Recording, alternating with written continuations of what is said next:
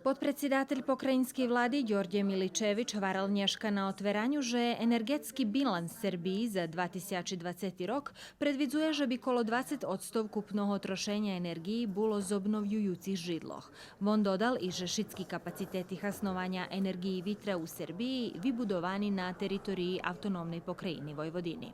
8 vitroelektrarnji produkuju električnu energiju u Kuli, Alibunaru, Versu, Plandištu, Kovačici i Kovinu, a občekuje še počatok vybudovi ešte 4 elektrarnjoh u opštinoh Alibunar i Pančevo. U prešlih 4 rokoh uložene prek 1,4 milijardi dinari za finansovanje i sofinansovanje projektoh, s ktorima energetski sanirovaní objekti predškolskih ustanovoh, školoh, špitaljoh i socijalnih ustanovoh, rekonstruovane ulične ošvicenje, a tiž i ošvicenje u veljočislenih javnih ustanovoh.